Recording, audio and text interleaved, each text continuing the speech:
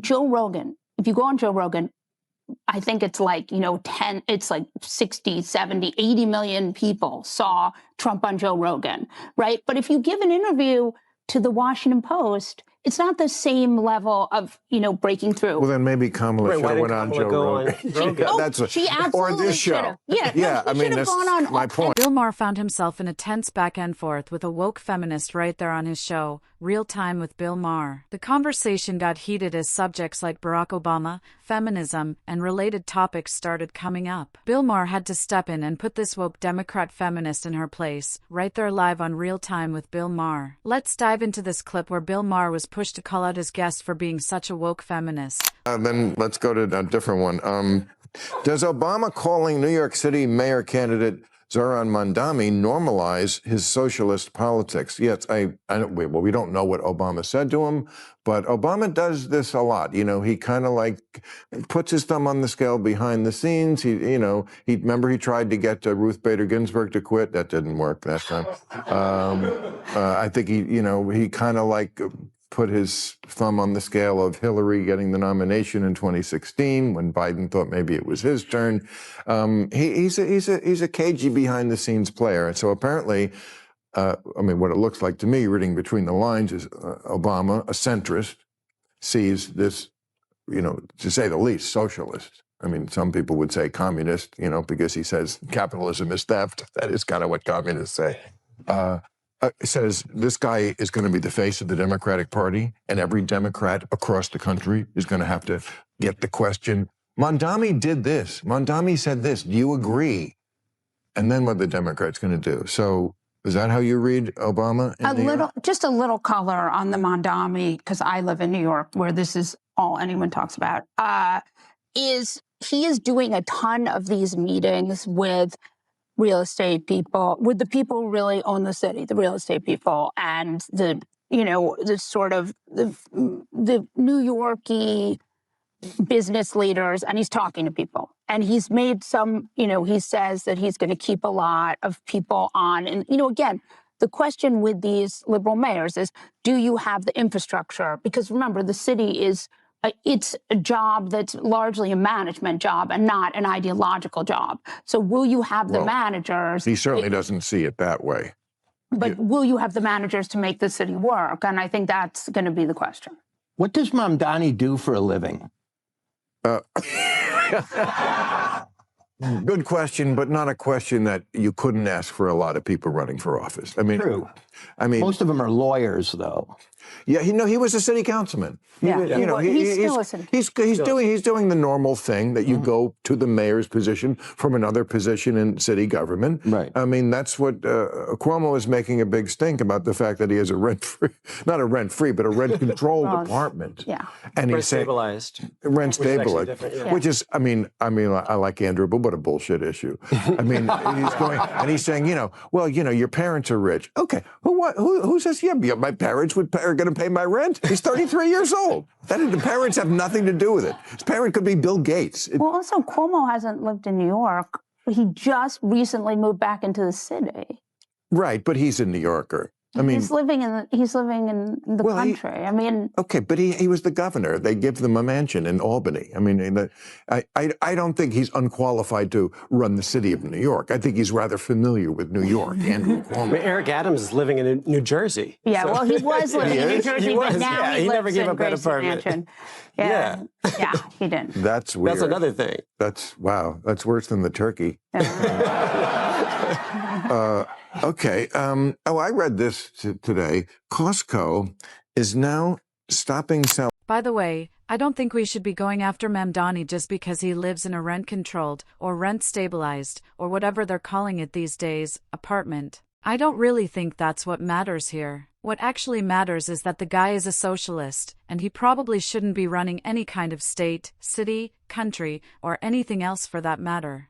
You shouldn't be in charge of anything if you're a socialist. But I don't think we need to go digging around for things like, oh, he lives in a rent-controlled apartment. We don't need to go that deep, man. Just look at the things he actually talks about. Look at the stuff coming out of his own mouth. Also, and this is a huge shocker to absolutely everyone involved, he's not able to follow through on the promises he made to people. The promises he made to his fellow socialists, he simply cannot deliver on them. I think he said he was going to make the trains free for everyone, and now he's walking that back, saying he can't make it happen. So even socialist promises go unfulfilled. And it's not just Republicans and Democrats, even the socialist crowd can't deliver on a single thing they run on. It's just a joke, honestly. It's a complete joke. None of them ever come through on anything they say. At least when it comes to the biggest things they campaign on, they never deliver, because it's always too good to be true, every single time. Mifepristone? Mifepristone. Thank you. This is the birth control pill? It's actually an abortion pill. Abortion pill. Yeah. And they said lack of demand. That's why they're not going to sell it anymore. Now, Costco, isn't that where you buy things in bulk?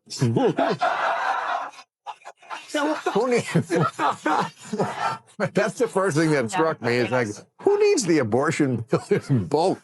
How big of a hoe do you have to be to buy your abortion pills at Costco? Yeah, that's a little. I'm making the sad feminist face. But, okay, so two things about mifepristone. Yes. It is also used for a bunch of other things that aren't necessarily abortions. I could go into it, but it's too gross. Right. But there's lots of uterine things that involve mifepristone, and it's a two-drug series. The other thing is, like with birth control, a lot of birth control pills, a lot of these things were covered by insurance and aren't anymore, or are being phased out under the new sort of, because they seem woke.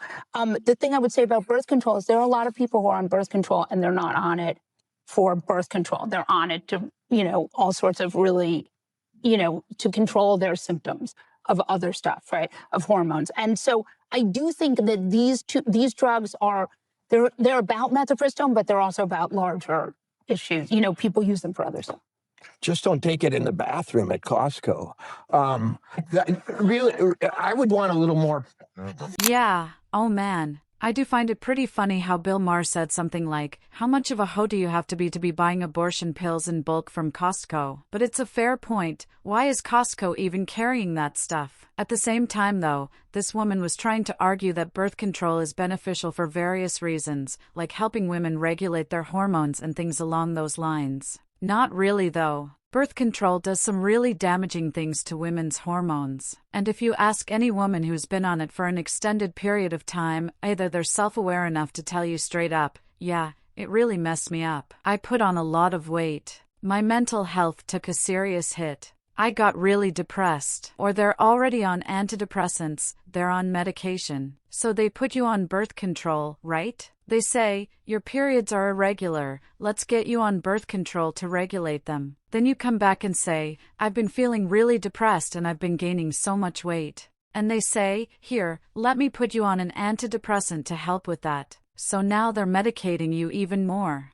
And look, I don't want to get into the specifics of my personal life, but I've had experience with girls where they were prescribed medication to help with depression, and then things got worse. Actually, wait, it wasn't depression, it was anxiety. The birth control was causing anxiety and depression, and the medication they gave her for the anxiety started causing suicidal ideation, which is actually a listed side effect of it. And it's like, okay, we'll just medicate you for that too. So they gave her antidepressants on top of everything else. Like, what exactly are we doing here? You think that's a good thing? In what world does that count as good? In what world is that regulating hormones? That's not good for anyone, gaining that much weight, as much as women end up gaining. And it becomes really difficult for them to lose it once they're on birth control, because it messes with the hormones so much. It's really, really bad for them. Really, really bad. And anyone who's actually been on it will either tell you that directly, or they're already on something else to manage those feelings. I would want a little more privacy if I was buying an abortion drug than in the line at Costco. I'm sorry. All right. Let me broaden this out a little bit. We are surprised that the abortion issue, which many of us thought was going to be the one that put the Democrats over the top, was not the issue that they thought it was going to be. Neither was democracy, by the way. Yes, that turned out to be Those were two issues that they were counting on people to care about more than they did. What do you make of that? I mean, I think there was a larger problem, which was a structural problem, which is the mainstream media in 2016 was much bigger than it was in 2024. It was so much smaller, and they had so much trouble breaking through about anything. You know, I mean, Joe Rogan, if you go on Joe Rogan, I think it's like, 60, 70, 80 million people saw Trump on Joe Rogan, right? But if you give an interview to the Washington Post, it's not the same level of, breaking through. Well, then maybe Kamala should have went on Joe Rogan. She absolutely or this show. Should have. Yeah, I mean, that's my point. And I think you have 100%, Bill Maher is completely right on this. And if I remember correctly, Joe Rogan actually invited Kamala Harris on, and Kamala Harris came back saying we can do it, but only on her terms. So she didn't want to do it at Joe Rogan's studio, she wanted it done somewhere else entirely. And on top of that, she said he had to give her the questions in advance. And Joe's like, well, that's not really an authentic conversation. Plus, I'm not flying out to DC or wherever you are just to record this. So Joe Rogan said no, we're doing it my way. It's my show, and I'm the one calling the shots here. And ironically, Joe Rogan, a podcaster, is the one holding the power over what was at the time a second-place presidential candidate. Like, one of only 2 people who could have become president of the United States. Crazy that Joe Rogan is the one with the leverage in that situation, but he genuinely was. So he said, we either do this on my terms or we don't do it at all. And Donald Trump was perfectly comfortable walking into Joe Rogan's studio. Kamala Harris chickened out and refused to show up because she couldn't control every single variable. Because she knows, and every Democrat knows, that the moment they lose control of the environment, the questions, the entire setup, they're going to end up looking like complete fools. And you know why? Because they are fools. Outside of a controlled environment, their true colors come right out. Kamala Harris proved that. Should go everywhere is 100% right. You cannot, there is no world in which an elected can win if they don't go on Joe Rogan and the Milk Boys and you and everything else. If you're afraid of the people who voted for you, you're just a fraidy cat. Yeah. I mean, well, you just can't win. It's just ridiculous. And if you don't go everywhere, then you're not anywhere. And that's it. That's right. They made it a state issue. It's no longer a federal issue. Right, but people... It's a solid point. If Donald Trump was willing to go on everything, he showed up on Aiden Ross's stream, Milk Boys podcast, Joe Rogan, all of it, and Kamala Harris just wouldn't go anywhere. I think she ended up doing Call Her Daddy or something like that. Like, come on. Let me know in the comments what you all think about Bill Maher putting that feminist in her place when all these topics came up, talking about Kamala Harris, feminism, all the things she was trying to push, basically suggesting that feminism isn't really that important of a topic.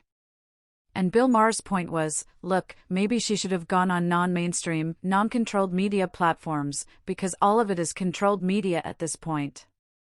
Let me know in the comments what you think about Bill Maher going head-to-head with this woke feminist right there live on Real Time with Bill Maher.